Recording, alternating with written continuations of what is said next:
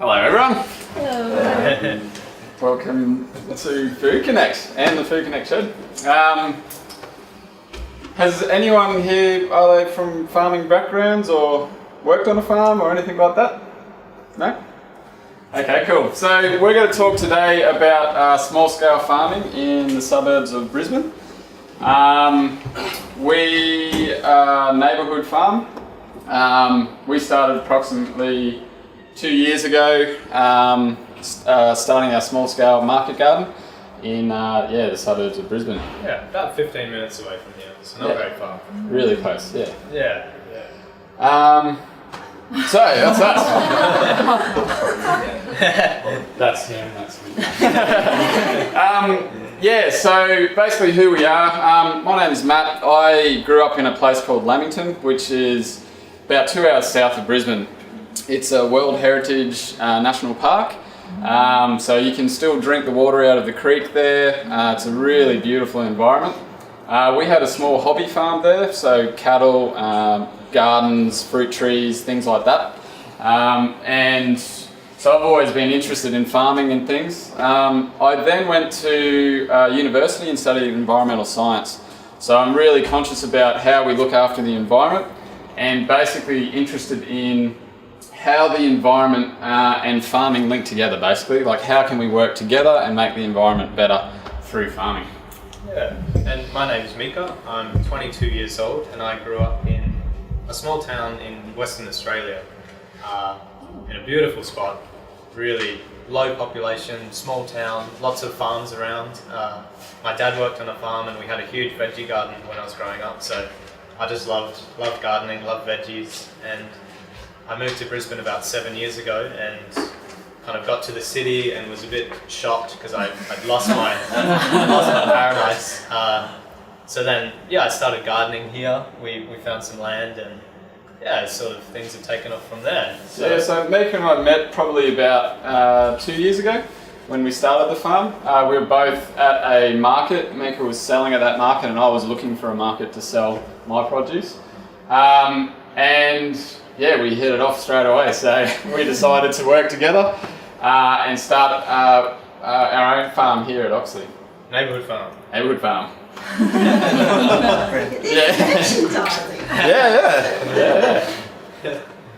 So urban farms are a big global movement at the moment. You've probably heard of a few, but ones like Green City Acres, where they grow in backyards of other people.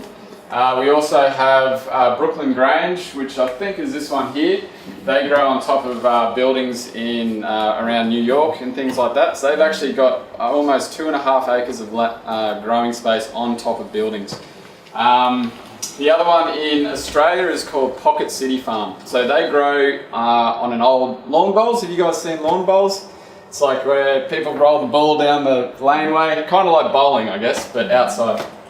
They've converted that into a farm with a restaurant linked to it called Acre. So they sell their produce directly to them. Yeah, I guess it's a really exciting time to be involved in agriculture because there's thousands of farms like this that are popping up all around the world. Obviously, agriculture has become huge. Like most farms, we never see them and they use huge equipment and all kinds of inputs. And it's very disconnected from people like us who live in the city and who buy the food. So urban farming is it's an answer to that, to bring it back into the city, to make people more connected to it, and to create healthier food in doing so. So, yeah. So this is what we started with. Our farm was an old hydroponic farm originally. And before that, actually, their father also grew on this. So it's 2 generations, this farm. The floods in 2010 and also 1974 went completely over the top of the greenhouse. So that knocked out the old farmer. He basically said he didn't want to grow here anymore, which was a really good opportunity for us to come in and start our own farm. This all took probably 6 months. To actually get us going, and there's a lot of work involved starting that.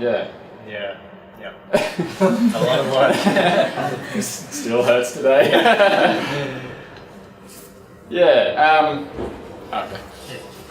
So this is what it looks like today, more or less. So we've obviously cleaned it up from where it was, got rid of all the weeds, got rid of all the rubbish, and we've set up all our beds with permanent irrigation, and now we're pretty much in full production, growing most of the year, and yeah, it's come a long way. Yeah, so as you can see, like here, it kind of actually looks like we're still in the country, but these are all houses just behind here. We've actually got houses directly across from us as well. We're about a 5-minute walk to the train station, so really close to the shops and local community. So it makes us really accessible for people to come down to our farm. Yeah. Also, just quickly, this one is a block next door to our farm, and we actually rent that farm, that block for a box of vegetables a week. So it's like a really good way to, barter and trade, value for getting a piece of land. So the big vision that we really started with is about sustainable neighbourhoods. So our farm is located in a neighbourhood. We're surrounded by neighbourhood. We know the people there, and we really wanted to see how we could integrate our farm into that neighbourhood. So, for instance, water, waste, farming, energy. How can all of those things be done in such a way as to create benefit for everyone, really, and to create a more sustainable lifestyle? So that's the big question we started with. And yeah, so water, for instance, when you look at water, we use a lot of water on our farm, obviously. We do harvest water off our greenhouses to recycle back into the farm. But something we've been thinking about more often is how do we harvest the water from our neighbours? So we have neighbours across the road who have a lot of roofs, basically, and our idea is to actually take the water from their roofs and put them into tanks so that we can use that water instead of it going down into the stormwater out into the river. The other big thing that we're working with currently is waste. So obviously every household produces a certain amount of waste, and a certain quantity of that is organic waste, which can be composted and turned back into fertility for the farm. So we've actually set up a scheme this year where people and local businesses bring all their waste to the farm, and then we compost it, grow food with it, and then sell it back to the people. So it's a loop. Yeah, and another thing that we've been pretty conscious of is energy. So as a neighbourhood, how do we use energy and where does it come from? So something that we think that should be done in the future is to try and create energy within the neighbourhood, and instead of using the grid as a where we get most of our power, actually we supply our own power and then use the grid as a supplement instead. So that's something that, although we're just a farm, we're a hub that can help with ideas and things like that and how to do it. Yeah, and I guess so. All of these things are problems that we face as a society. And we see small business as the way to solve these problems, because we're using business, we're making a living, and we're doing something good at the same time. So that's really what excites us about it. Yeah, so this is just a photo of our farm from above.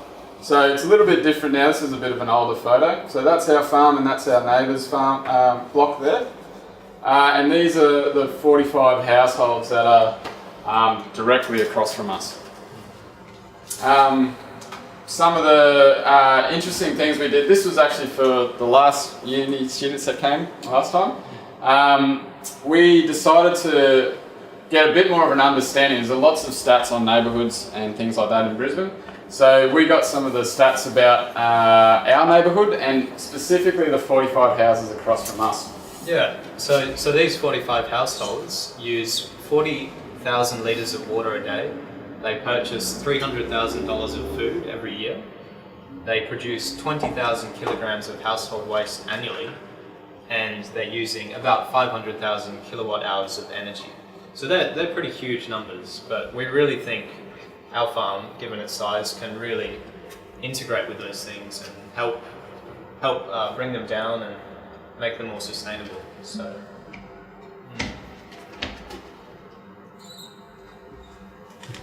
Yeah, so our vision is basically that we'd like to have these little farms everywhere within the city. So we want to create a business model to help other people create neighbourhood farms, and do that around Brisbane, for instance. Big thing for us is teaching people how to grow food, like school students and just general community within our neighbourhood. Solving problems, environmental problems. So farming can be something that manages waste. It can sequester carbon. So soil actually stores atmospheric carbon when you treat it the right way. So we can actually solve that problem with farming, which is amazing. And also habitat restoration. So that's something we're both interested in, is restoring the wildlife around us and the vegetation. It's actually really interesting how much wildlife we have in our area. We have wallabies down next to our farm. Eating our veggies. Eating our veggies, of course. Echidnas, lots of bird species. So it's actually quite surprising how much we have in such a small area like ours. Yeah, and I guess the big goal is creating local economies. So to really just localize things and to get your food in your neighbourhood, and that's something that's so important, I think, because everything's so spread out and so massive nowadays that we really just need to bring it back to where we are and what we do. So yeah, that's kind of summarised by our logo, which we came up with, in the neighbourhood for the neighbourhood. Yeah, that's exactly what we're about. We do everything in our neighbourhood for our neighbourhood. So yeah, it's a very simple message, but I think it's one that really sticks. So basically, how do we produce large amounts of food on such a small scale? We have lots and lots of rows very close together with all our vegetables very close. So a traditional market garden style, I guess. We use greenhouses to help us with that, but also we have a lot of produce outside in the field and things like that. Yeah, I guess the big thing to remember is compared to most of the farms in the world, we're tiny. We're like a micro farm, really. So we really have to focus on maximising what we're doing in the amount of space we have. Yeah, these are some of the crops that we grow. So we grow, all our produce that we grow is high value. So that allows us to farm basically. So things like the chilies and tomatoes, they're all grown in a short period of time, but also give us the maximum amount of money for each product. Yeah, so we don't have the time to grow slow crops like potatoes or things that don't fetch a high price. Yeah, these are some of the more things that we grow. Carrots, beetroots and radish. All our, sorry? And there's zucchini flowers. Yeah. Zucchini flowers? Yeah, they're really cool. Okay. So, yeah, a lot of our produce is grown ready for harvest within 70 days is kind of the way we work. And these ones are a good example of something pretty high value. So we pick these fresh and sell them to cafes and things for about $1.50 to $2 each. So they're incredibly fast growing and we get a high price for them. So yeah, so and cafes will stuff them and things like that. Yeah, really cool. Yeah. Yeah, just some more of our veggies. This is mostly what we sell at our stall that we have. So yeah.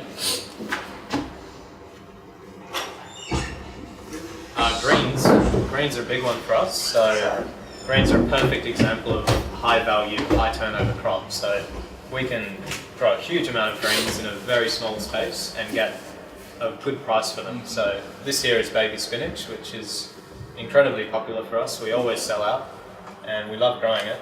It tastes really good. Yeah.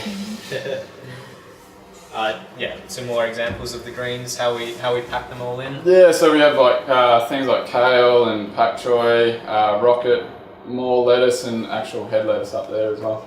So these are all 30-day crops as well. So from the time we plant it, we'll be harvesting and selling it 30 days later and then putting in the next crop straight away.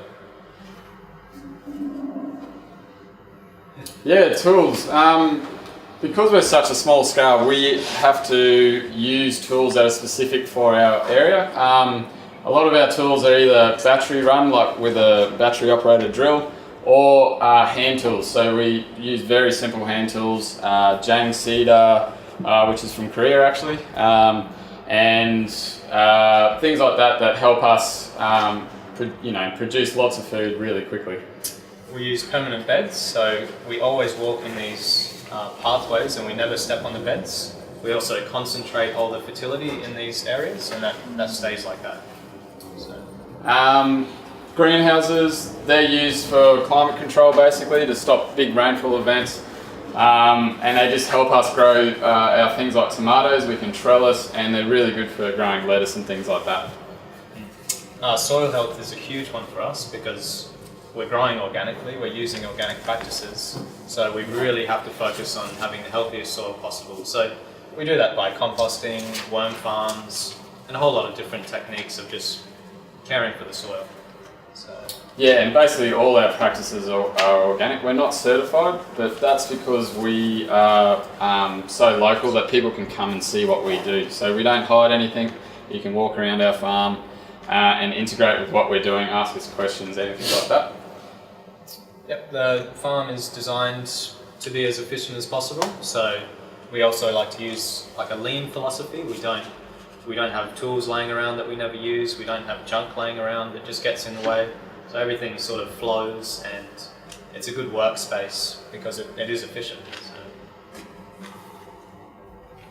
And this is our little stall that we have. So every Friday we open up in the afternoons, and we get hordes of people coming. We usually have probably 15 to 20 people waiting out the front for us before we even open. But yeah, it's only 300 metres from our farm, so it's really close. People can see the farm from the shop and get an understanding of where their food actually comes from. Yeah, and we sell everything direct, so that's the way it works for us. We get the full price for our produce, and it goes straight to our customer. And this basically allows us to engage with our community. So we have a direct impact with the people who come to our shop. It allows us to know what people want, what they want us to grow, what they're interested in, and it really helps us as well, get an understanding of, what we're doing for people. People actually appreciate it. So it's a really nice way to end your week of farming, to actually sell it directly to people. Yeah, so this is the main way we sell our produce, but we also do a few deliveries during the week to cafes and restaurants, and a few buyers groups, which Food Connect is a part of as well. So that's another great way to sell some more unusual vegetables. It also just helps us spread that income stream, so we're not reliant on just one. Diversified. Yeah, just one area. Especially, we're actually closed now. We don't farm at the moment. It's too hot. But it's also because a lot of the people are on holidays. So when school goes on holidays, our shop goes right down because they don't drive past our shop. We're very convenient because people drive past us on doing the school run. So when that's not on, we tend to quieten down quite a bit. So yeah, it's good to have that extra income stream. Yeah, mostly we're getting our message out through social media. So we're on Facebook and Instagram as Neighbourhood Farm. And that's just a great way to keep everyone in the loop and to keep things updated. Just some more of the veggies in the shop. It always looks really good. There's always a changing diversity of things in there, so it's never the same.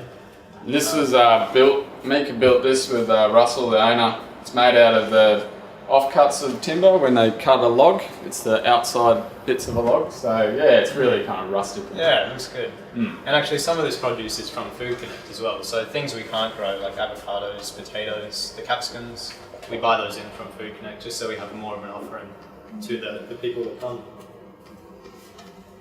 That's what it looks like from afar. So it's actually, we call it the Blackheath Farm Gate. And the idea behind that is we have other growers that sell at our stall as well. So it's kind of, allows other people to engage and be part of that same kind of system that we are. We have really interesting characters who come. So we've got a cockatoo someone brings their cockatoo every week to our farm. The cockatoo doesn't like me very much for some reason. Every time I go near it, it squawks. But yeah, it's a great little environment, and we always have kids and things like that who love to come and often they take a lot of our little tomatoes. They think they're the best. So yeah, it's great. So here's just some examples of some of the dishes that we've collaborated with chefs and things around Brisbane. So it's just a really fun way for us to explore taste and to be creative with what we do. And it's a good way for people to get excited about small-scale farming because they taste what real food tastes like. That something that's been just picked out of the ground is very unique. You don't find it at Woolworths at all. So this is something we're really excited about, and it's what we want to keep working with and coming up with cool dishes. Yeah. Yeah, so what comes next for us, I guess we've talked about it a little bit before, is trying to replicate what we're doing around Brisbane and other cities to create like a model that actually is profitable and also engages the neighbourhood and the community. So that's something that we're really interested in. Educating and inspiring others. So something we're planning for this year is to run a whole lot of workshops and things where people can actually come to the farm, get their hands in the soil and just really get a taste of what it's like to grow your own food and to learn how to grow your own food as well. And also we're trying to get other people who have other skills that can teach things to other people as well. So becoming a bit of a hub for that is something that we're really interested in. Training other farmers to do the same thing. So actually hopefully we're going to be doing some internship type work, which will, allow people to learn the skills they need to farm. So that would be really good. Yeah, and just for us continuing to explore how we can integrate with the neighbourhood, because that's really the driving force for us, is how can we create a sustainable neighbourhood. So that's really what's pushing us forward, and yeah, it'll be interesting to see what happens really for us. So. Yeah. Well, that's it. Yeah. Thank you very much for that. Does anyone have any questions about how we farm or interested or ideas on what we could do, like different things that we could do on our farm that would kind of work for us? Last time we had the students at the farm, people came up with a whole lot of ideas like snail farming. One guy suggested, and because we have a lot of snails, unfortunately, being organic. It happens. Are there any questions? Good question. For the all the waste and the neighborhood produced, and do they have like a common area, like people like dumping there and yep. Oh, sorry. And I was like, is it just kind of like kitchen waste or like all sorts of waste? Mostly kitchen waste we get from our neighbourhood. So we have bins set up so that people can kind of separate certain things, but people also have like chickens and quails. Actually, someone's got quails down there, so we get that put in a different bin, and that just allows us to separate it and mix it in the quantities that we need to make a good compost.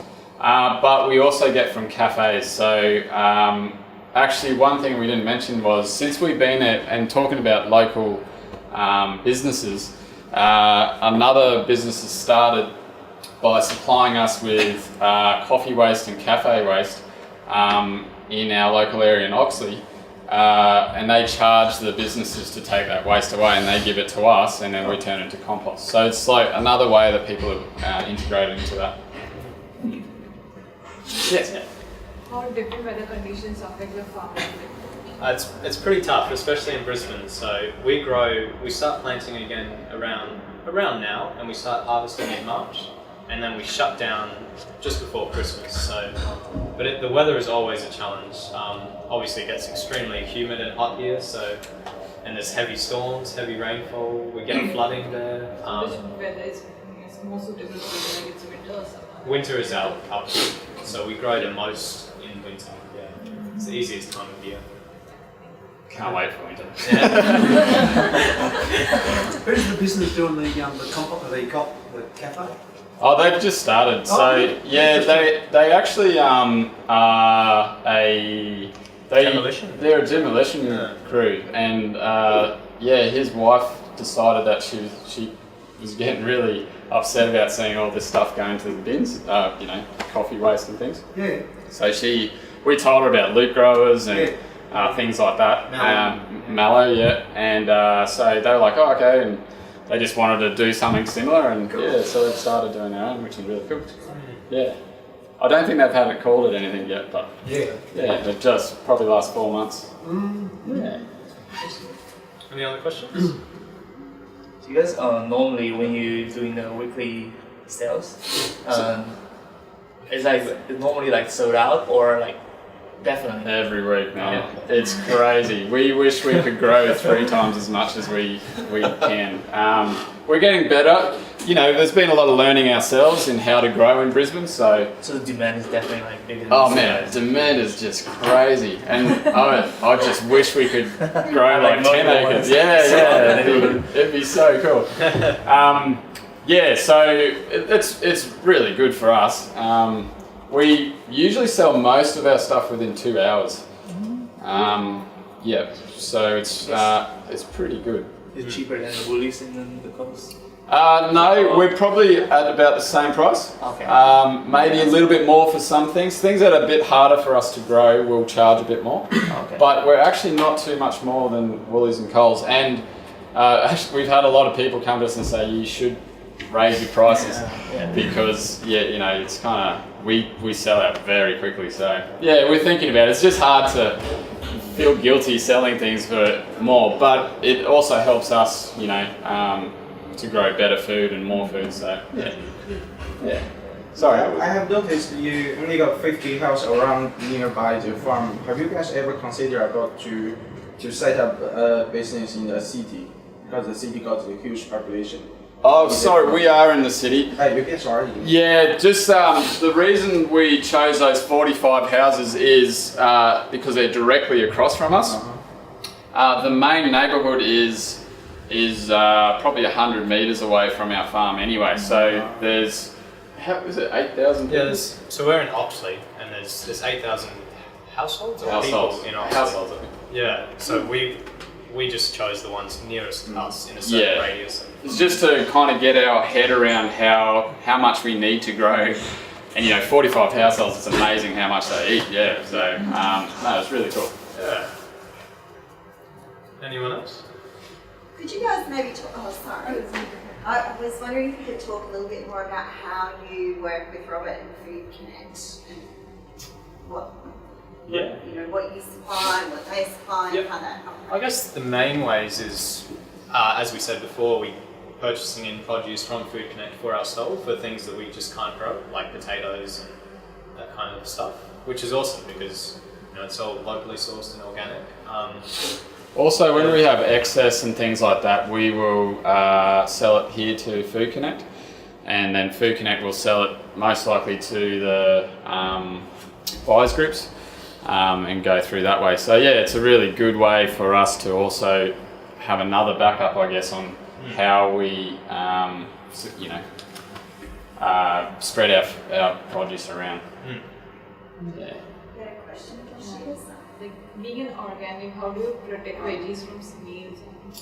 Well, Like how do you protect the soil? Like yeah, that's a good question. You would have seen in one photo we had these white netting over some of the roads, so it's like a very fine mesh called insect mesh, and we set that up over the vegetables and pin it down so nothing can get in to the veggies, and that does work for certain things, but really the biggest thing for us is having the healthiest plants possible. So a really, really healthy plant that has everything it needs in the soil will essentially protect itself. So plants have immune systems like us in a way, and they can defend themselves if they're really healthy. So that's what we're aiming for. But And also, I think that how quickly we rotate crops stops insects from becoming an infestation, I guess. It's difficult for them to get a foothold because as soon as they start coming in, we've already started cutting everything out and we've got something else there. So that definitely helps in reducing that impact of insect pressure. But sometimes we get absolutely hammered by insects. It does happen. Things go wrong. Yeah, things go wrong. So,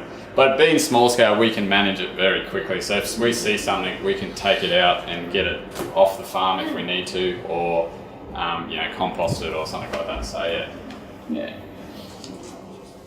Yeah, I have one question. Is like, could you explain the neighborhood means? It's like support some space to have people join in the farming, or maybe you can support the life covenants to the neighborhoods? So, are you asking if we can help? No, I mean just explain the neighborhoods, the meaning of neighborhoods. Oh, the meaning of neighbourhood? Yeah, sure. A neighbourhood, we've considered a neighbourhood like the suburb, basically, like Oxley or Corinda or something like that. Our impact is a little bit larger than our neighbourhood. We kind of go outside of that, but definitely not everyone within our neighbourhood buys from us either. So, but that's the area that we've chosen. I forgot what it is. We did write it down up there, but it's kind of a square meterage of actual space that we consume, and it's just to get an idea of what we're trying to do is to keep it within a neighbourhood area. Just makes it easier to understand. Can you maybe talk about how you engage the neighbourhood in your business? Yeah, well, so because we're right there, people are walking past all the time. We really make an effort to connect with people. So it's really important to us is to just be involved. We're friends with the people that live around us now, I'd say. You know, like we see them most days, and obviously every Friday afternoon when we set up our shop, everyone's coming there to buy veggies of us, and we know them all by name by now, and we just have that connection that's naturally formed because we're right there in front of them, basically. Yeah, so we're at, like, people walking home from schools and things like that with their kids. They'll just walk in to the farm and say good day and have a look at what we're growing and all that kind of thing. Our neighbours across the road actually are really good. They keep an eye out. So if someone walks in, they'll yell out at them and go, "Who are you?" And we're not there, so it's really great. You know, we've got that kind of, everyone knows everyone and knows what's going on. So it's a really nice way to.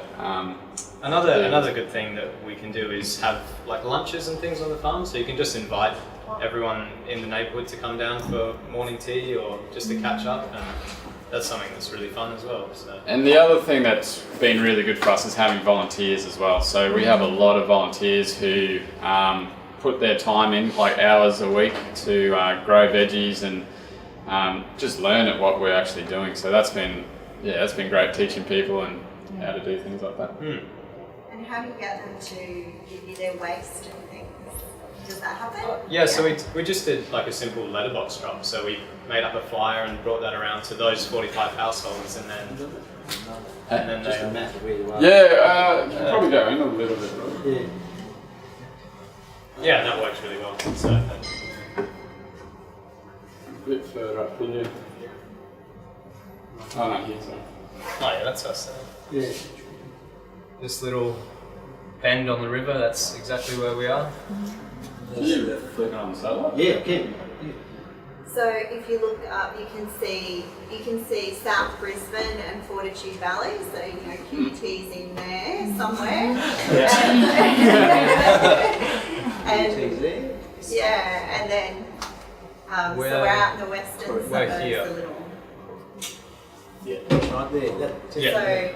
Yeah, so that train line runs all the way straight into the city from our farm, so it's really accessible, it's great. And if you look at this map, you can see how many farms we could have. Like, there's a lot of empty land. There it is. There's a lot of vacant blocks that we could turn into farms like ours. So, are you like, thinking of expanding this thing? As you said, the demand is too much for the veggies. Oh, our operation? You mean, probably the size, not so much, but we want to grow more on what we have. So our big focus at the moment is trying to improve the amount we can grow on the same amount of space. I think we can increase probably about 40%. Really? So yeah, it's just basically getting good varieties. So this year we've really concentrated on getting better seeds. That's one of the hardest things in Australia to get when you're small scale. Because the big companies won't sell to you in small doses. So we get them from a lot of smaller seed companies, which are for the home growers, but the seeds are often not as good, unfortunately. So this year we've spent a lot more money on getting better seed, and hopefully that's one of the ways that we can improve on that. How have you done that? Just out of curiosity. There's a new seed company that's opened up in Australia who buys from the big companies and sells them direct to us, and also some of the really good seed companies. There's a seed company in America called Johnny's, which is they own, the employees there own the business. It's really cool, another good little business there.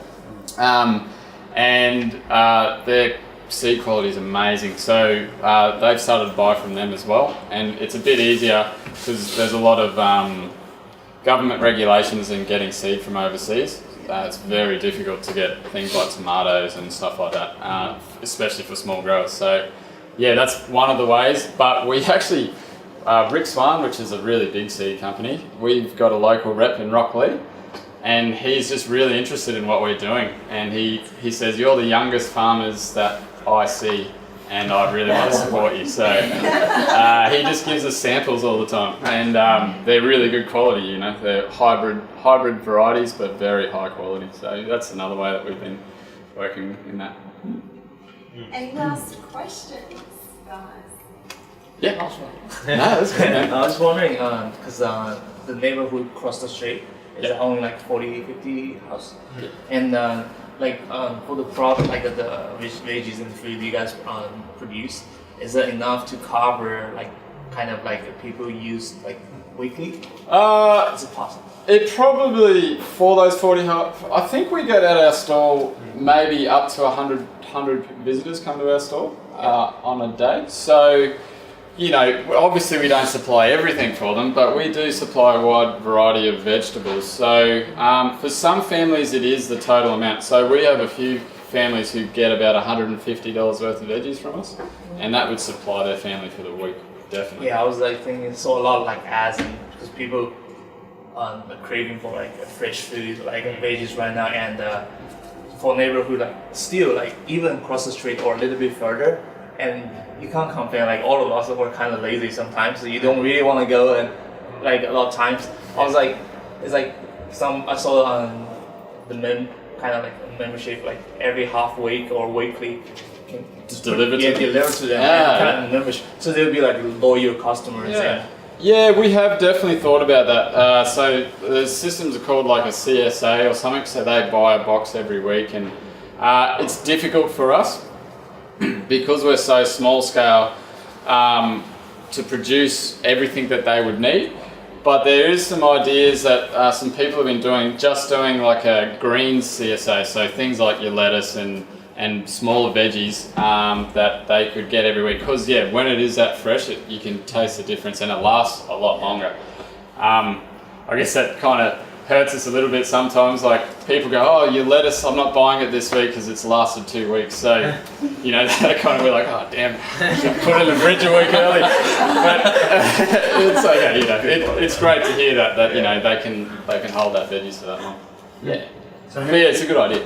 So, same related, how many families or how many people do you think you could feed per week? It's really hard to. I think it is hard. I think it yeah. takes a lot more land than we realise. I think. Like I found some statistics a while ago that for one family to eat all their meat, dairy, and vegetables, they need 2 acres of land just for one family. That's right. So obviously, just veggies is a bit easier, but I think it would take a lot more farms than just us to feed our neighbourhood. I'm thinking about that veg, the greens and the veggies side of things. We definitely got 100 families. We're around that, 80 to 100 families coming every week. And you're on a quarter of an acre?